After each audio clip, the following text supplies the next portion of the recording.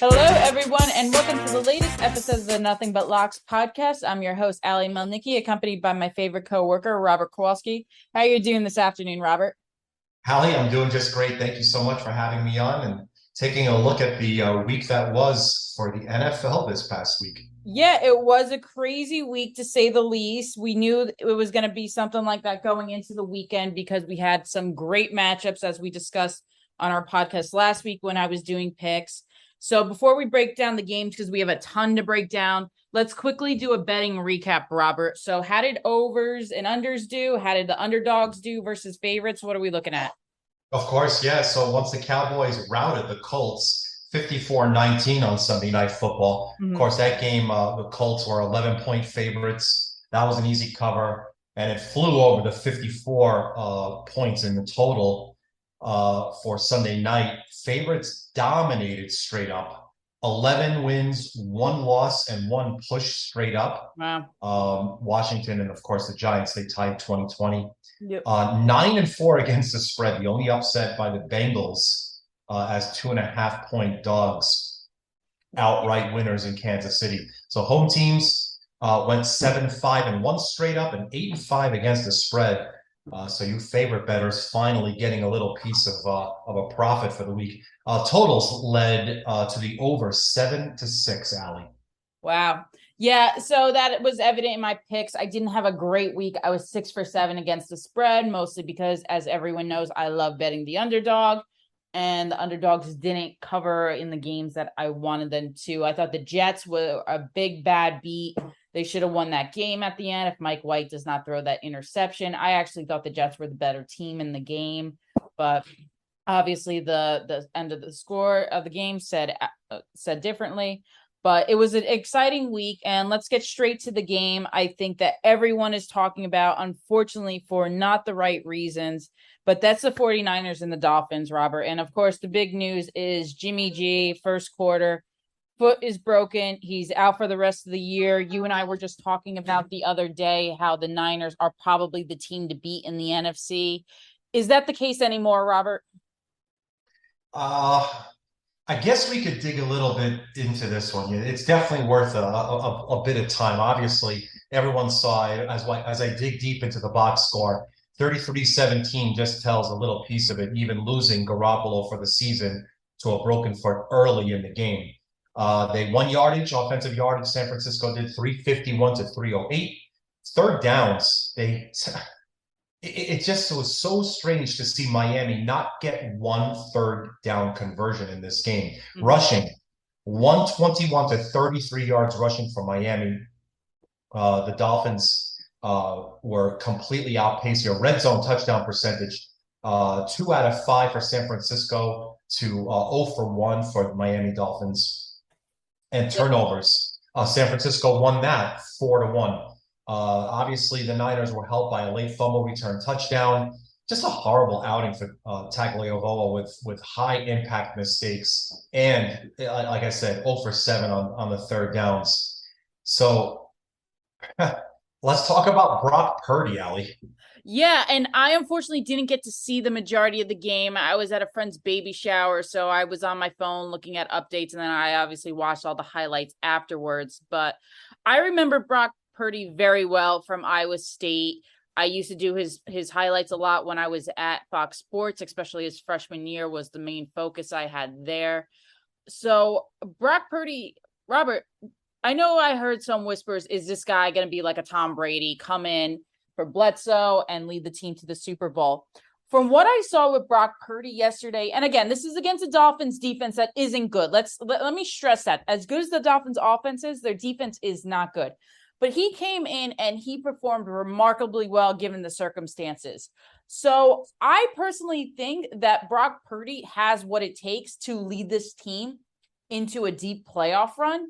I know there's whispers now, and we'll get to it about Baker Mayfield's cut. Maybe the Niners sign him for some insurance. But I like Brock Purdy a lot. I've watched him plenty play in the Big Ten. I think that or should I say Big 12? I think that he's ready for the big leagues. I think that he has all the components around him to make him successful. Not only does he still have the best defense behind him, but he has Christian McCaffrey, he has Deebo Samuel, he has Brandon Ayuk, and he has George Kittle. I think they are going to be just fine. I'm not one that's overreacting. I know that probably going up against the Eagles, we'll be having a different discussion, but I think they are just fine with Purdy. How about you, Robert? It's just a weird situation where you look at a franchise and say, well, okay, great. You guys are ready to go. Here's the reins, Trey Lance, off you go. Wait, no, you're not the quarterback anymore. Injury out for the year. Jimmy Garoppolo, hey, what a great occurrence. Excellent that you're still around. Now you're the quarterback. So whether or not we're going to see him, obviously, next year is a question that maybe we'll touch on a little bit later. I honestly think that Brock Purdy, he did well. And I'm beginning to wonder if the 49ers are just a team that really is optional at quarterback. Like you can throw in anybody there, and the system's so well built that as long as you're not like completely addicted to chaos, you're going to be able to lead this team into victory. I mean, Ali, you probably correct me a little bit more. I mean, how many years did Brock Purdy play at Iowa State? Like 5? He was I think there so. for 5 years. Yeah, because I mean, I haven't been at Fox Sports since 2020, and I did his highlights for at least 2 seasons. But the kid, he has experience. I know he doesn't have necessarily National Football League experience, but being a 5-year starter at a big Division I school is a big deal, and he did very well. I don't know. I don't know. We always too fall victim of like the Mike White scenario. He had a big game against the Bears the week Yes, prior. He did not yes. have a good game at all yesterday. So we do always fall victim to that. I think that I will give it another week before I dub Brock Purdy the savior. But if you were to ask me today, Robert, if I'd rather Brock Purdy or Baker Mayfield as my quarterback, I'm going to go with the lesser of the two evils, if you want to say. I know what Baker Mayfield's about. We've seen it all year. He got benched for PJ Walker and Sam Darnold.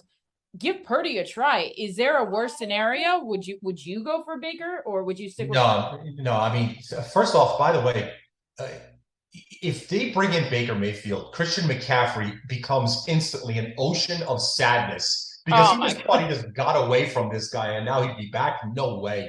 To be honest, and I'm digging a little bit, this might be like really fresh, hot off the press, but I think the Niners just signed Josh Johnson. Yes, him. Wow. Talk about a long, illustrious career. I think they just signed him off of the Broncos practice squad. So it's going to be either Purdy or Josh Johnson, some combination thereof, as long as they could just manage the game and make their way into the postseason. What happens after then? Well, we'll never know. Just have to get there. Yeah, I had this conversation with a few people this morning because everyone obviously is talking about Baker Mayfield. He got cut. He's going to go to the Niners. I said, I don't think so because Baker Mayfield has been a cancer in his clubhouse the past 2 seasons. We saw it in Cleveland, how he alienated both Jarvis Landry and Odell Beckham Jr. Even in Carolina, it didn't seem like he had any rapport with DJ Moore. Robbie Anderson had a freak out. I don't think he's necessarily the guy for the Niners. Listen, he is maybe a step above a Josh Johnson. Again, Josh Johnson, we just talked about, has been in the league for years. He's 36 years old. He's 36 years old. He's been in the league for a long time. He's not a difference maker at this point in his career. But in terms of the chemistry of the locker room, I think this makes sense. I think Baker Mayfield is someone you avoid. Am I wrong? No, not at all. His next step has to be away from the NFL. I don't even think the most desperate of teams are going to be looking, into a solution that includes Baker Mayfield, Ali. Yeah, I agree with you. But let's before we move on, because we did talk about the Niners. Again, I'm gonna ride the Brock Purdy train. I think he'll do enough to get the Niners to a good deep playoff run, at least one win. Maybe I don't know if they'll end up with the bye. It looks like the Eagles will, but they will get at least one playoff win. I think Brock Purdy, I'm gonna be on the train for a few weeks until he shows me otherwise. But let's talk quickly about the Dolphins because Robert, both you and I loved San Francisco -4 going into the weekend. It was one of my top plays in my best bets blog. I know the public was heavy on the Dolphins, but they got exposed this game. So is it that we've just been overrating the Dolphins because they have beat up on bad defensive teams like the Texans, like the Bears, the past few weeks. Is this team have they been exposed? Yeah, they haven't had the most difficult strength of schedule. You're right. It wasn't the worst of it. I mean, they did have to play Buffalo, of course, and then that happened, of course, and then the Jets. But I think honestly, what was the biggest failure here was just their lack of trust in their offense. From running perspective, Ali, you got 33 yards rushing, and that's because whatever the playbook was, it included just I mean, look, I'm not going to go and tell the Dolphins how to run their offense. Clearly, they had, an incredible assembly of talent. But when you only pick up 33 yards rushing, that's honestly that the balance is not going to be there at all. And obviously, turning the ball over 4 times isn't going to help either. It's never going to work out. Forget about trying to win a game where you turn the ball over more than the team that you're playing. But when you're at a difference of 4-1, you don't stand a chance against anybody, no matter how good you are. It's interesting because I was looking at the Dolphins schedule because we know with the Bills winning, they're back in first place. So it's funny how much a week can change. Last week we were talking about the Bills maybe being the third place team in their division. Now they're back at number one. And the Dolphins find themselves back in the wild card race. I was looking at their next few games, Robert. They go into LA next weekend and play the Chargers. The Chargers haven't been doing well, but they do play well at home. They're still a 6-6 team. They're still a dangerous offensive team. And I think they actually match up very well with the Dolphins, who don't have a good defense. Then the Dolphins have to go into Buffalo and play the Bills. You don't think the Bills are going to be amped up for that one, especially after losing to Miami earlier in the season?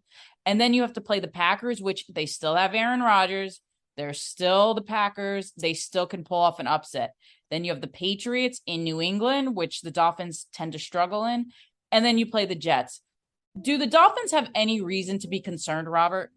Yeah, absolutely. I mean, first off, the game at the Chargers right now, if you just take a look and see where I opened them at, and this was just literally hours ago, Miami's going to be on the road, and they're only a 3-point favorite. So they flex this game to Sunday night. Good choice. But with only a 3-point spread, what we're saying here is that the Chargers, for a snake bit of franchise they have been all year, there's not much of a margin of difference in terms of Yeah. talent if the spread is 3 on the road. Now, if we look at the rest of the way, Ali, it doesn't get really much easier. They're going to be, of course, as you mentioned, at Buffalo. Bills will probably be a touchdown favorite. Back home against Green Bay, maybe a field goal favorite. At New England, it's probably going to be pick'em. Mm-hmm. And then you end the year hosting the Jets. It's going to be less than a touchdown favorite. So 2 wins, 3 wins, Yeah, 3 wins might. yeah, I think they get 2 wins. I think they do definitely beat the Jets the last game of the season because I think that's going to come down to seeding, and I think they're still going to play all their starters, and they're going to end up beating them. I actually think that they lose to the Patriots in New England. I mentioned that they're a warm weather team going to play in the cold. Tua doesn't play well in the cold. I think that they benefit on that game there. They'll probably beat the Packers. I think at this point, the Packers, yes, they had their win against the Bears, but it's still the Bears. So I see them 3-2 the rest of the way, Robert. And well, I should say 2-3 the rest of the way, Robert. And that would put them at what, 10-7? Yeah, they get the 10 wins, exactly. So if they have 2 wins the rest of the way, they get the 10 wins, and it's probably just enough, especially in this. You did mention that New England game, that the divisional games are going to probably, factor into this pretty significantly because obviously, the New York Jets at 7-5, that last game of the season might be really, really, really important in terms of who makes the playoffs and who doesn't. Yeah, I think they make the wild card. I'm not worried about that. I think they're probably happy, and no one necessarily is happy, but they're relieved is the better word to say that Lamar Jackson did get injured on Sunday and will miss a few weeks. That's going to be a competition for a wild card spot.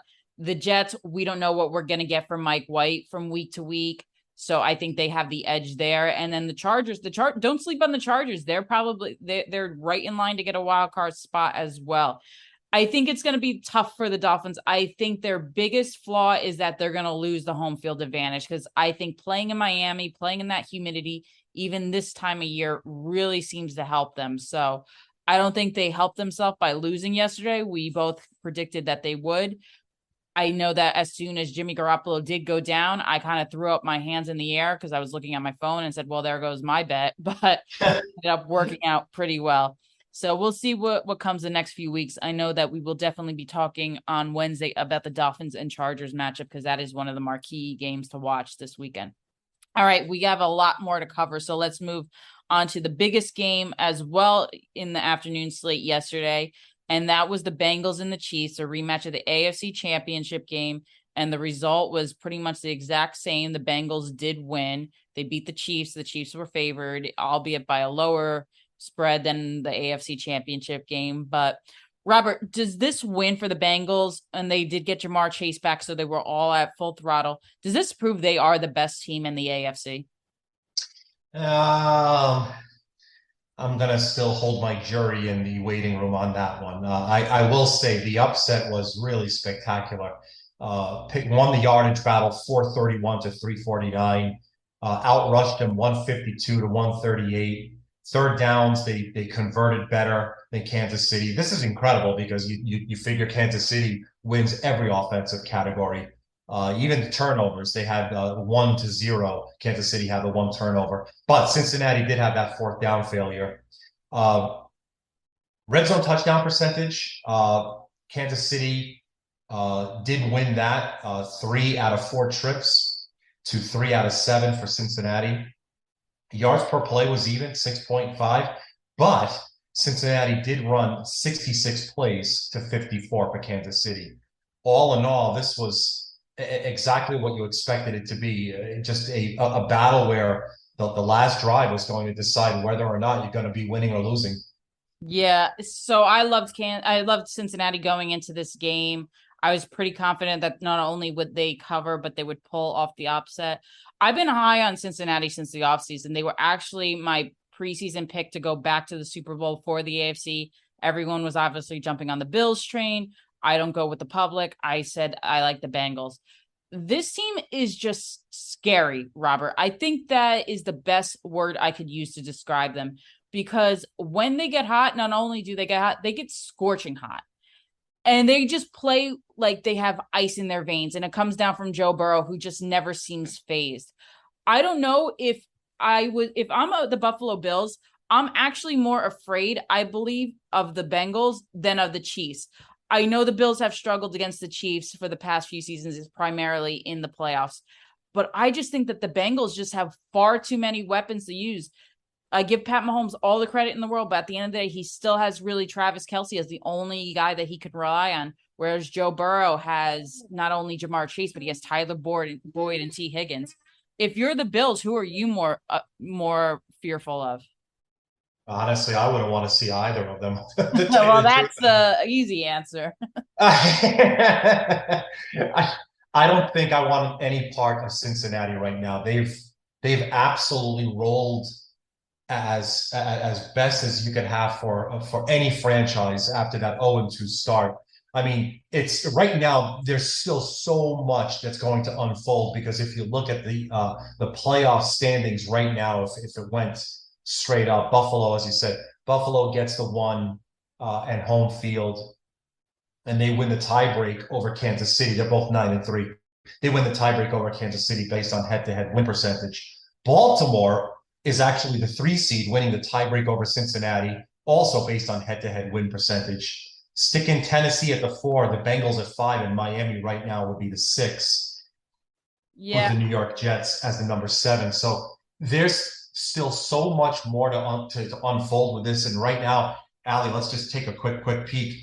Cincinnati is facing Cleveland next.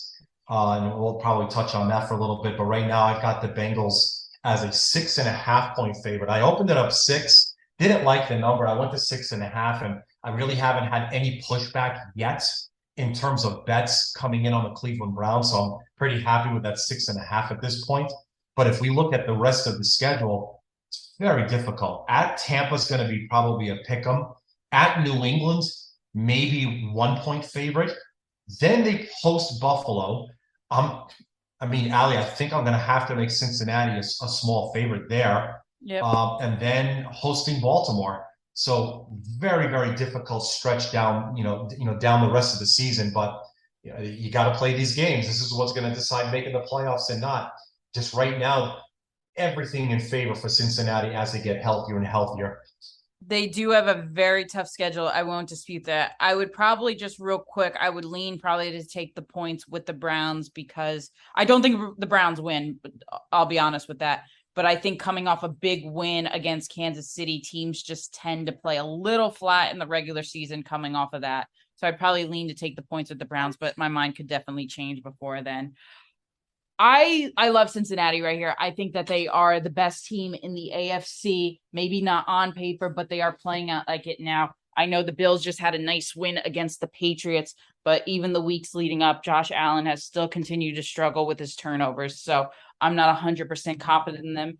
And then the Chiefs are the Chiefs, but they've also had a relatively easy schedule leading up to their game yesterday. I Right. dispute how Pat Mahomes is playing like an MVP. He probably should get the MVP. I think Tua just might have played his way out of it in his performance this past week. But let me ask you this, Robert, before we move on to the next game that I want to talk about. Is Joe Burrow, should he legitimately be in the MVP race right now? Without him, think about where they would be without him at quarterback. He's so relied upon to run this offense Yep. because he's now doing it without Mixon. He's now doing it without Chase. And everything that looked ugly early on with their offensive line struggles looks like it fixed itself. And thanks to that, we're actually able to see Burrow click on all his cylinders. To me, he'd have to probably be put in the top five right now in terms of MVP for the entire league. Very, very few. Obviously, it's all quarterbacks, but very few quarterbacks right now are more important to their franchise than Joe Burrow is to the Bengals. Yeah, I definitely agree. He would have my vote if the season ended today, even above Jalen Hurts, even above Pat Mahomes. I just think that Joe Burrow continues just to defy odds. He's never, I remember he still didn't get the respect he deserved when the Bengals did draft him number one overall. Yeah. People were clamoring for Tua. But as much as I do give Tua a lot of credit because I wasn't a Tua believer before the season, he still has benefited from having Tyreek Hill and Jalen Waddle healthy all year. So I don't want to totally knock him, but I definitely would. Let's put it this way. I would take Joe Burrow right now over Tua. It would be a toss up between him and Mahomes. I might even take Joe Burrow over Josh Allen, just considering Josh Allen has been totally turnover prone the past few weeks. But let's move on to the next game, which unfortunately we have to talk about. And that is that my New York Giants and the Washington Commanders. Robert, I literally got to my friend's baby shower at the beginning of overtime yesterday, and I couldn't talk to anyone for 20 minutes while I was at the baby shower. While I was on my phone. And when Brian Daboll decided to punt on 4th and 3, instead of going for it, I nearly threw my phone against the wall. I don't know what this is a guy that went for a 2-point conversion when he was offensive coordinator of the Bills against the Titans on Monday night to win. I don't know why you don't trust Daniel Jones or Saquon Barkley to run for 3 yards there. I mean, a tie is pretty much a loss to me at this point. Maybe other people might think differently, but you can't, as a Giant fan, and have felt good after yesterday's tie. What do you think? Once I stopped cursing as loud as I could and realizing that this basically was Dayball channeling his inner Joe Judge. Yes. Yeah, I mean that it was just as cowardly as I could ever say. It's just so out of character and it made no sense as to why you wouldn't go for it. I'd go for it on 4th and 6. Just it's a reasonable amount of yards to pick up against Washington. Yep. And now if you just look at it from the top level, Giants now 7-4-1, Washington 7-5-1 with the game in hand. So there's still an opportunity for New York to make noise actually and make the playoffs, but that one was not good at all. I mean, uh, for all intents and purposes, the game was as close as you could imagine Yep. from a box score perspective. 411 to 316 was in Washington's favor for total yardage. The yards per play was, right down the middle, 5.0 to 4.9. Rushing 165 yards to 134. So maybe, Al, if we wanted to see where the missed opportunity was, it's, why, how are you able to, just cough up so much defensively, to Washington's running attack? I mean, I know that it's two-headed, and I know that, between Robinson and Gibson, it's difficult, but you got to do better there in that spot. Yeah, absolutely. I've been frustrated with the defense for weeks. I do understand we have a ton of injuries, primarily in the linebacking core and in the secondary. Our defensive line looks still pretty healthy, getting, Leonard Williams back and everything. But it was so frustrating to watch the first few drives and just see Gibson and Robinson run all over the defense. I didn't think Martindale did a good job until the second half, where he did finally contain him until that last drive, which I think we could have had to stop. There was a few blown calls when it came to guarding Terry McLaurin and Jahan Dotson on that one. But Right. another big head scratcher for me, Robert, was right before halftime. You have a first and goal with 19 seconds left, and you run a quarterback draw to get 2 yards. Why don't you take a shot at the end zone? What was I missing? Nothing, nothing at all. I said the same exact thing there as well. You have an opportunity to catch them off guard. I thought that the pass would have probably been far, far better a choice. Again, looking back at it now, that there's these little instances that you wonder, if the gut decisions just aren't the best from the offensive coordinating standpoint.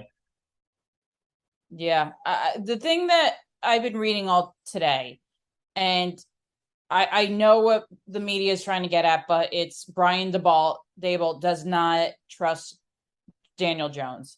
I don't think that's necessarily the case. I think that the offensive coordinator, like you said, just made a bad decision at first and goal. I think he was trying to take advantage of Daniel Jones was having a phenomenal game running before that. I blame Brian Daboll for not going for it on 4th and 3, but I don't necessarily think this regime doesn't have confidence in Daniel Jones. Daniel Jones had a fantastic game yesterday after his fumble at the beginning of the game. And I know people were thinking when he fumbled on that opening drive that here's more or less the same of the Daniel Jones we've known for the 3 seasons prior to him in being in the league. But he turned that around, Robert. He erased a 10-point deficit.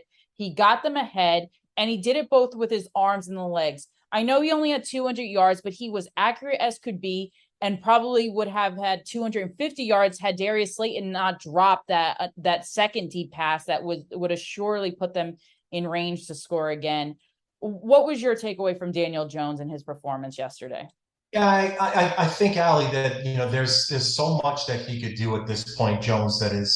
That I feel that there's high limitations to where he can go and what he can do. I mean, when you look at his current depth chart, it's clearly not anywhere near the top half of the league, right? Of course, any team that has Barkley's going to do well, but you have Robinson on the IR, Sterling Shepard's been on the IR. You can't trust Kenny Galladay. You're throwing to Hodgins, Richie James, and Darius Slayton. I mean, and there's no option at tight end. There's none. Bellinger's not part of this at all, and there's just a real limited amount of offense that he can do. So, I used to be the first one in line with the torches and the pitchforks with him, but there's literally nothing at all that he can do to move up some. Heck, I always say if he could score 20 points, you did your job. You did your job, because there's literally nothing that he has right now in terms of the depth that, heck, even Washington has. Yeah, Washington has Terry McLaurin, Curtis Samuel, and Jahan Dotson. I would take any of those 3 receivers over what we have right now, including Dotson would be our number one. Yeah, including Darius Slayton. So before we do move on to the final game I want to highlight, let me ask you this. We know Odell Beckham met with the Giants last week. He met with the Bills last week. when he meets with the Cowboys today and tomorrow. Is there any kind of hope or anything in your mind that makes you think that Odell will sign with the Giants and be that savior, that number one receiver that we need? I think honestly, he's going to Dallas. Yeah. Ali, I just think that what's going to happen is that once he makes all of his visits finished, I honestly think that this was as strategic as possible for Jerry Jones and the Dallas Cowboys. That he said, look, go, do your tour, just save us for last because whatever you get, any offer you get, we're going to beat it. I Yep. think that's exactly what is happening right here. And I honestly think that he's going to be a Cowboy before we play week number 14. I agree with you right there. At first, I thought he would go with the Bills, but I think if he looks at the AFC, you have a much harder schedule to go through between facing Cincinnati, Kansas City, Tennessee still cannot be overlooked, Miami. If you look at the NFC, I really think, Robert, you're looking at Philadelphia and Dallas. I know that the Minnesota Vikings still have a great record, only 2 losses, but I still think that team is more than beatable when it plays an elite team. We saw how they fared against the Cowboys and the Eagles this season, which are their 2 losses. So I agree with you. Unfortunately, he's going to sign with the Cowboys. I think last night was just a preview for Odell. I think he saw them put up 54 points and just imagined what it would do if he was in that uniform. So it'll hurt, but at least we don't have to play the Cowboys all season and see him on the other That's side. correct. All right, the final game I want to highlight is the Titans and the Eagles, Robert. The Titans just look terrible. That's all I'm going to say about that. But I want to hear your thoughts on it. What did you think of that game? And they did definitely play very poorly here. It's either Tennessee's just not good or the Eagles are that fantastic. And if you look at how it's played itself out, we've seen Tennessee hold their own just a couple of weeks ago, and almost if they didn't choke up a fourth quarter lead, they were going to beat Kansas City with just brute force on defense and the running attack. But the Eagles beat them. They won yardage 453 to 209. Yards per play was 6.8 to 3.9. 28 points for the Eagles on drives of 60 or more yards. 2 for 2 in the red zone for the Eagles to 0 for 2 for Tennessee. It's just an incredible performance where Hurts was almost perfect. 30 completions and 41 yards, 386 yards passing. I think the Eagles really are just that much more superior than everyone else in the NFC. I watched the game, the majority of it yesterday, because on NFL Red Zone, they kept flipping back to that one more than any other game. But my take was before the game started, if the Titans are going to win, they're going to win because of their defense was going to step up, was going to limit Hurts, was going to limit the running game. Their defense did the exact opposite. The Titans really just had no chance in that game. As much as Tannehill played his heart out, it did look like their offense was trying. The defense just looked totally bewildered. And I was really disappointed because this is Mike Vrabel, who we know is a defensive mastermind. I thought that the defense would put on a much better performance. I feel bad because last week I said the Titans are for real. I took back saying that they were an overrated, mediocre team all season. I'm going to revert back to that. They are a mediocre, overrated team. Am I wrong? I don't know. It's 7-5. They're somehow still going to make right now. If the season ended today, I think they're still in the playoffs. It's just what kind of a performance. This is simply not a championship caliber team. They're just not, right. And right now, so if they go into the playoffs, I honestly don't even know if they pick up one win. On the flip side, though, Ali, I mean, look, we touched on the Dallas Cowboys. We touched on the Eagles now and their stellar performances. I mean, they just incredible offensive and defensive performances. Ali, right now, neutral field, Eagles and Cowboys. Who you got? Ooh, Eagles, Cowboys, neutral field. I would have to go with the Cowboys. I hate to say it, but I think that the Cowboys, well, I'll have a better idea after they play that Christmas Eve game, but I would just lean Cowboys right here just because I think the Dallas Goedert injury really is going to hurt the Eagles against premier opponents more than they think. I think that Dallas has a very good front seven. I think that they will stop the run and force Jalen Hurts to throw. And I think Trayvon Diggs will be ready covering AJ Brown to intercept anything that comes his way. I would probably lean Cowboys. How about you? Yeah, don't hate at all. You're absolutely right. Right now, I have Dallas ranked higher than the Eagles in my power ranks, and if they play in a neutral field, Dallas is probably a point better, maybe a point and a quarter better.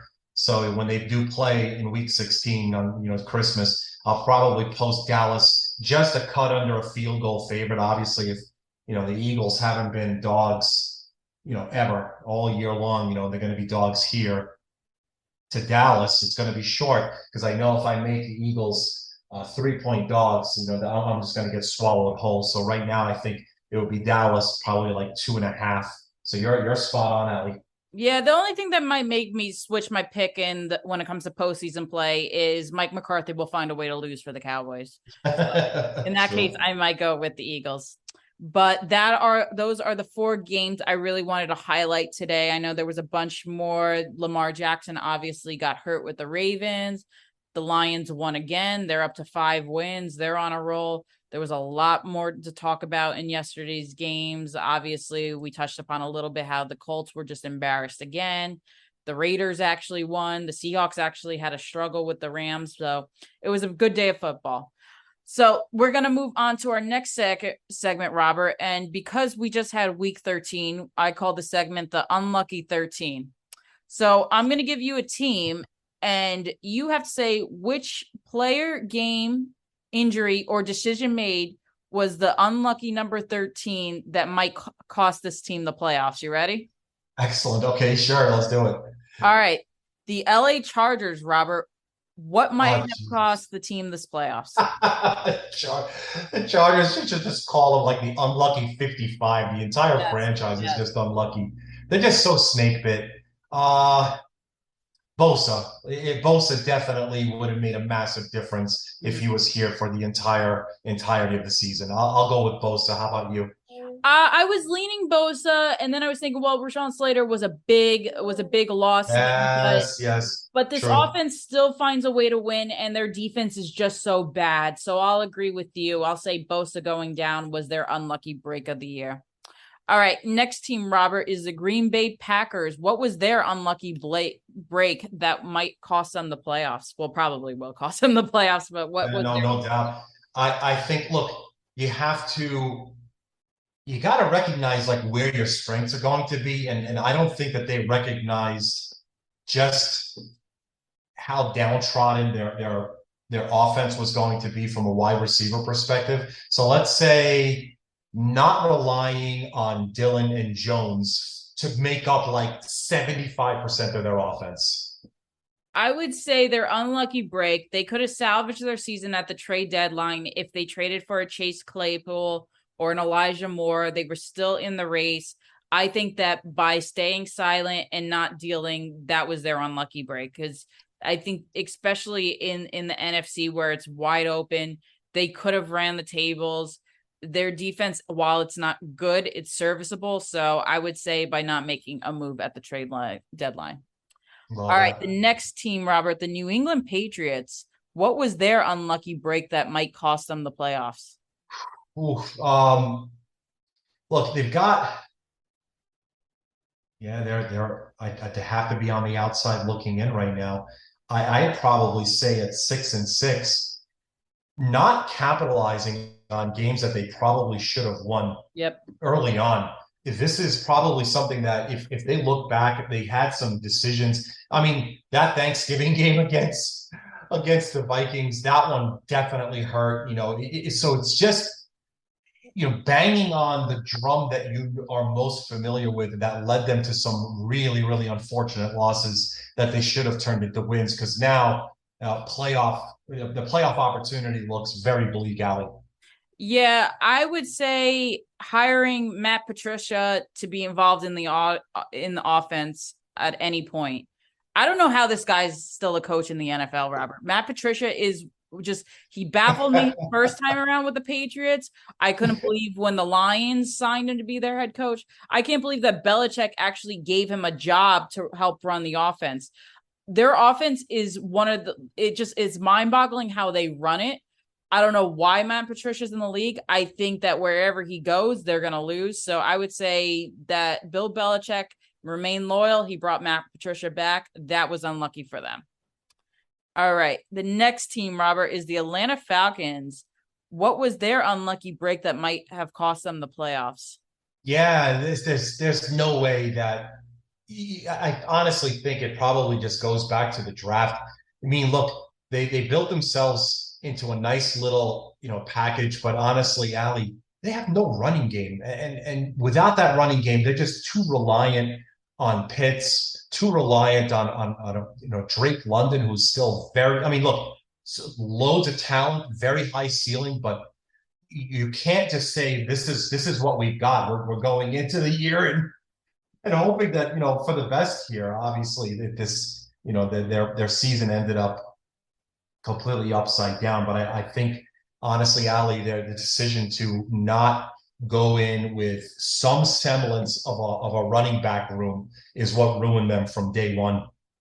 Yeah, I always go back to that game against the Chargers where they could have beat the Chargers. That would have been a big win for them at home. Yes. They got the fumble. They fumbled it themselves, running it back, allowed the Chargers to get the game winner. I think that could have helped turn their season around. They could have been right there underneath the Bucks by one game, still in contention to win that division. I think the Bucks are just going to get lucky again and going to win it. Let's not forget now, you still have the Panthers are in contention. They've been playing pretty well lately. The Saints, they play the Bucks tonight. If they somehow upset the Bucks, which they could, they have had the Bucks number the past few seasons, they'll be right in it. So I think that was a big loss for them against the Chargers. All right, the last team, Robert, and I picked this team because right now they are the last seed in the NFC looking in, and that's the Washington Commanders. What was their unlucky break of the year? I can't. Okay, this is pretty good. How about thinking that Carson Wentz is your Yes, answer at quarterback? yes, yes. How many of That was those games do totally they wish they unlucky. had back, right? I think that if they had started Taylor Heineke, and I mentioned multiple times how I don't think Heineke is by any means a great starting quarterback or even that good of a starting quarterback, but the team does rally around him. They love to play for him. He seems to have great chemistry with Terry McLaurin. So I agree with you. Their unlucky break was trusting Carson Wentz for as long. High five. All right. And let's go to our final segment, which is everyone's favorite, and that is our buy or sell segment. You ready, Robert? You got your support, Always. everything? It's like this is it. This is where I get to sit down with my knife and fork standing upright. This is it. It's time for dinner. Let's do buy or All sell. right, let's cut this one up. All right, Robert, buy or sell? Lamar Jackson's injury will cost the Ravens the playoffs. Oh man. Baltimore 8-4. And yes, we do need to discuss them not getting the two more wins that they need down the stretch. Let's see here. They're going to be dogs now. So look, it's going to be Brett Hundley at quarterback for I don't know how long. Mm-hmm. That's an immediate 3-point reduction Wow. in terms of point spread. So we've got the Steelers as a 3-point favorite. I can't wait for this week's breakdown of games, by the way. Steelers are going to be a 3-point favorite hosting the Baltimore Ravens. Yes, that is correct. So dog here in week 14. At Cleveland, they're going to be a dog. Hosting Atlanta, probably a favorite. You will probably see Lamar Jackson back by then. Then Pittsburgh again hosting them. Probably be a field goal favorite. And then at Cincinnati, where the game will probably matter the world. And I've got Cincinnati leagues better than Baltimore. I am buying. I'll sell this one because I do think they'll lose the next two games. I think they'll lose to the Steelers and I think they'll lose to the Browns on the road. But I think when Lamar Jackson does come back, that they'll beat the Falcons, they'll beat the Steelers, but yes, they'll lose to the Bengals. That puts them, those two wins give them the 10 wins I think is going to be enough to make the playoffs. I think the right? Jets are going to go downhill, so they're going to benefit from the Jets losing a few games. I think that you're going to see the wild card is going to be the Dolphins. The Ravens will sneak in and get it, and I think the Chargers will jump over the Jets and make the playoffs as well. So I'm going to sell. I think that this is all if Lamar Jackson can be back by Christmas Eve, because if he's not, then they're not making the playoffs. But if Lamar Jackson's back by Christmas Eve, then they will make the playoffs. That's fair. All right, the next one, Robert, buy or sell. The Lions will run the table and clinch a wild card berth. The mighty 5-7 Detroit Lions. They're currently 1-point favorites against the 10-2 Minnesota Vikings. What an Wow. NFL season. Um, Hard sell for me here. I love the season that they're having. They're a colorful bunch. They're totally chaotic, which if you've listened to any of the episodes here and Nothing But Locks, you know how addicted to chaos I am. But there'll be an incredible 1-point favorite hosting the Vikings. They'll be at the Jets as dogs. They'll be at Carolina. Who knows? It'll probably be a pick 'em. Hosting Chicago, they'll probably be a favorite. And then at Green Bay, where they're probably going to be dogs. I'm selling them running the table. Yeah, I'll sell too. I do love the Lions. They were one of my hot teams in the preseason to pick to make a run. I know when we had our over under win total segment, I picked the over. I think it was 7 wins. I do think they'll get to 7 wins. I think they'll beat the Vikings this weekend in Detroit. I think that they'll beat either the Jets or the Panthers. That'll get them to 7 wins. They'll definitely beat the Bears. So I can see them getting to 8 wins, Robert, but I think they'll lose to the Packers the last week. It's going to be typical Lions fashion where you're going to have a great comeback season for them, and it's all going to rely on one game, and it's going to be against the Packers that have nothing to play for, and they end up losing. That's how the Lions season is going to come to an end. All right, let's go to the next one, Robert. Buy or sell. Jimmy Garoppolo played his last game as a 49er yesterday. Now, this is tough. Look, we already knew that they've given the reins to Trey Lance, and he became the quarterback, de facto because of the season-ending injury to Trey Lance. Well, Trey Lance is coming back. It's not like he's out for his life. Right. And so, wow, I am buying. I am buying him playing his last game as a 49er. I think that the market for a quarterback is going to be absolutely bonkers in the offseason, and he'll find a new home someplace else. I agree with you. I'm buying 100% because, like I said earlier, I think Brock Purdy will play well for the Niners. If he does, there's no reason for the Niners to keep Jimmy Garoppolo, because even Right. if Trey Lance becomes the bust that he is, but Purdy is not, they'll stick with them. I think Jimmy G might find himself on the Raiders. I think he might reconnect with Josh McDaniels in the offseason and give Derek Carr a run for his money to start. Who knows? Maybe he returns to New England with Bill Belichick, because it looks like Mac Jones isn't going to be the answer. The Panthers are going to be looking for another quarterback. Maybe the Commanders might as well. Jimmy G is going to get a nice contract, but it's not going to be with the 49ers. All right, next one, Robert. Buy or sell. The Deshaun Watson trade will go down as a worse trade than Russell Wilson to the Broncos. No. I'm selling. I'm selling. There is no worse trade than Russell Wilson to the Denver Broncos. It might be one of the worst trades in the history of pro sports in the United States.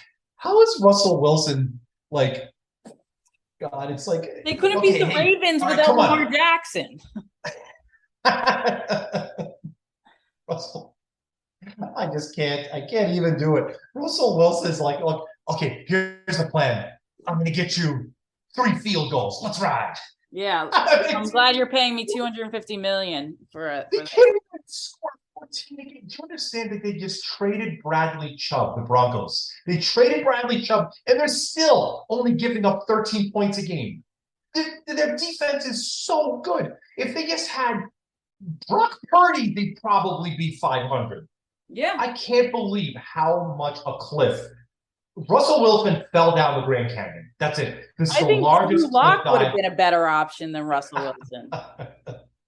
So no, I'm selling. I'm selling this. You could fill in the blank with any name, any trade, and I don't think it's worse than Russell Wilson in the last decade. I agree with you, and this goes back to years of abuse I've been taking from people when I said I think Russell Wilson's just a product of the Seahawks system. I don't think he's as good as he's made out to be. So I have been basking in the "I told you so" for the last 13 weeks now. All right, Yes. last one, Robert. Buy or sell? Baker Mayfield will lead the 49ers to the Super Bowl. This was before the Josh Johnson news, by the way. That's fair. I'm selling. You know who he's going to win this? You know who he's going to win the championship for? Whatever XFL team he signs with there. Hey, he'll probably be the face of it, just like what Johnny Manziel tried to do a few years ago. What is it with like Cleveland Brown first round picks on their quarterbacks and just totally just blowing it? I got a good here. Here's another one. Let's put Baker Mayfield into the prime video booth and let's bring Ryan Fitzpatrick back to San Francisco. There we go. Oh, that's a good one. That's a good one.